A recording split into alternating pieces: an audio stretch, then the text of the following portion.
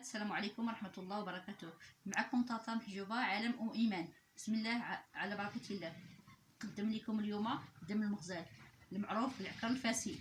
عندي لكم فيه واحد الوصفة عندها منافع كثيرة على البشرة، كيعطي إشراقة للوجه. غنوظفوه اليوم الحنة مع العكر الفاسي. شوفوا معايا. غناخدو شويه ديال راس ديال المعلقه ديال العكر الفاسي وغنديروه مع الصابون البلتي. هذا غنستعملو كتبريمه الجسم. من نبغوا ندخلو الحمام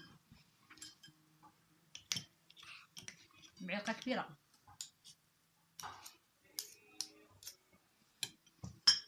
غنحركوه بحال هاد الطريقه، نكوضوه وندير مع شويه ديال الماء دافي ونقيطه ديال زيت العود.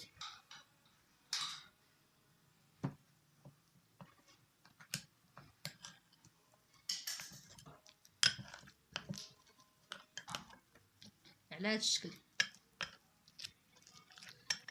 غنخوضوه مزيان.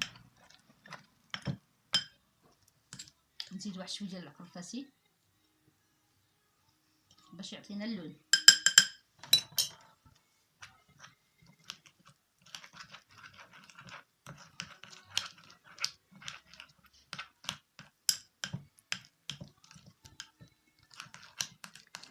كنحركوه مزيان وكنديروه فريمه الزيت ديالنا.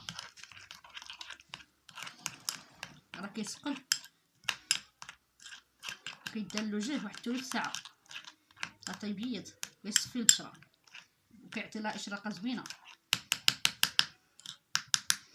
كما يمكن لينا نديروه مع الماء الورد